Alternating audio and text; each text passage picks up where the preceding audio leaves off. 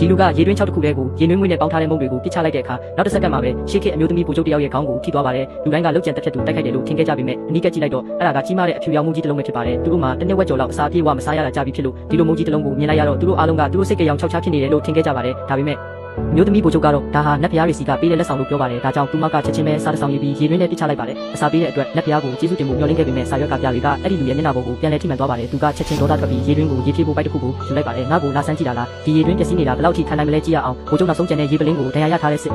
တီတွေကိုပေးလိုက်ပါပြီငါတို့ဘယ်လောက်ကြာခံနိုင်ပါလဲရေရင်းမြစ်ကပြတ်တောက်သွားပြီးအဲ့ဒီရေတွင်းဟောင်းလဲ၆တွေ့နေပြီးဗိုလ်ချုပ်ငါတို့တက်ကိုဖောက်ထွက်ရမယ်ဘယ်ကိုဖောက်ထွက်မှာလဲ Sunset တောင်ကြားလမ်း Sunset Pass နောက်ွယ်မှာအရက်သား300ရှိတယ်ကျမကိုစုတ်ခွာခိုင်းတာလားဒါပေမဲ့ဗိုလ်ချုပ်မနဲ့ထန်နေထွက်လာရင်တပ်သားတွေရင်ငက်လို့တေကုန်လိမ့်မယ်အမိတ်ပေးလိုက်စစ်မြင်းတွေကိုတက်ပြီးသူတို့တွေးကိုတောက်ကြပါ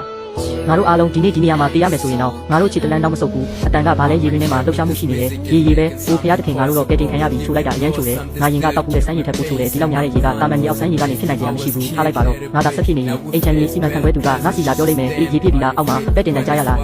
အေးရေပြည့်ပြီလားအောက်မှာပဲ့တင်တန်ကြားရလားဗိုလ်ချုပ်ရေတွင်းတွေကတယောက်ယောက်စကားပြောနေတယ်အဲ့ဒါနဲ့ဖျားပဲလက်ရည်စင်ကိုပို့ပေးတဲ့ငကားမင်းဖြစ်ရမယ်သူပေါ်လာနေပြီရေတွင်းအောက်မှာဘယ်နဲ့ဖျားရှိနေလဲသိမရှိမလားငါကတော့ Sunset တောင်ကြားလမ်း Sunset Pass ကိုကာကွယ်နေတဲ့ချူရန်ပါတစ်မျိုးလုံးကိုစားရေးပေးတဲ့အတွက်ကျေးဇူးတင်ပါတယ်ငါကတော့ Sunset တောင်ကြားလမ်း Sunset Pass ကိုကာကွယ်နေတဲ့ချူရန်ပါတစ်မျိုးလုံးကိုစားရေးပေးတဲ့အတွက်ကျေးဇူးတင်ပါတယ်ဘာတွေဖြစ်နေတာလဲ Sunset တောင်ကြားလမ်းကိုကာကွယ်သူဟုတ်လားဒီအောက်မှာရှိတဲ့သူတွေငါအတန်ကြားရလားဘယ်နဲ့ဖျားလဲငါကဒီချန်ရဲ့ပိုင်ရှင်လေးမင်းကဘာတူလဲပိုင်ရှင်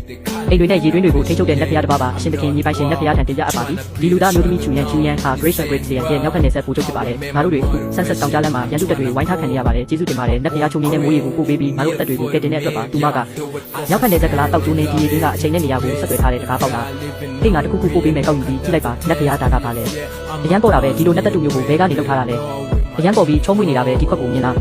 စုတ်တန်နဲ့ပင်ပို့ပေးပါအရှင်သခင်ဒီလူသားမျိုးသမီးရဲ့အဖြစ်ကိုမော်ပစ္စည်းရဲ့ထည့်ထားလိုက်ပါပြီလူသားမျိုးသမီးချူရန်နဲ့မော်ပစ္စည်းဟာသူကရှိခင်နဲ့တကယ်ပဲဆက်သွယ်နေတာပဲငါ့ကိုလက်ပြားလို့မခေါ်နဲ့ငါနာမည်ကချန်အောက်ကိုလောက်သွားပြီးထားလိုက်ပါကိုကျုံလက်ပြားကနောက်ထပ်လက်ဆောင်တစ်ခုပို့လိုက်ပြီးဒါကပါလေအရန်ပြောတာပဲဒါကမဟုတ်ပါလက်ပြားချန်ကငါတို့ဘာတွေထက်လို့လေးလဲရန်သူတက်ဘယ်လောက်ရှိလဲလို့မေးနေတယ်ကိုကျုံဒီလက်ပြားကငါတို့ကိုကဲတင်တော့မှာပါလက်ပြားချန်ကဲ၍တင်တာငါတို့ကိုအစာကျွေးပြီးဒီအရေးပေါ်အကျက်တဲကိုဖြည့်ရှင်းပေးနိုင်မယ်ဆိုရင်ချူရန်ကတဲ့အတွက်နှက်ကုန်းတစ်ခုဆောက်ပြီးမျိုးဆက်ပေါင်းများစွာကိုးကွယ်ပါမယ်တောက်ကျိုးနဲ့ဒီအပေးယူကတတ်ပါတယ်ခံနိုင်အောင်ကြိုးစားပါကိုကျုံချူမင်းတို့မှာအစာကုန်သွားတာမဟုတ်လားငါ့ကိုစောင့်လူတိုင်းဝအောင်စားနိုင်ဖို့ငါစီစဉ်ပေးမယ်ဒါဆိုစစ်ပွဲတစ်ခုပေါ့ဟုတ်လား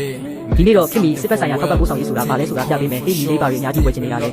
ဆန်အိတ်300နဲ့ဟင်းချက်စီ200လို့လေအခုချက်ချင်းတင်ပေးငါမှာအချိန်မရှိဘူးအများဆုံးတည်သွားလို့ရမယ့်ပစ္စည်းမျိုးပဲလိုချင်တယ်အနီးနားမှာမုတ်ခုတ်ယုံကြည်ရှိလားပေါင်းထားတဲ့မုတ်20 300လောက်ပို့ပေးပြီးတော့ပူပူနွေးနွေးဖြစ်ရမယ်မုတ်ပေါင်း20 300ညီလေးရွာမှာပွဲလုံးမလို့လားငါဘာလုပ်မလဲဆိုတာပူမနေနဲ့မင်းမရှိလားမရှိဘူးလား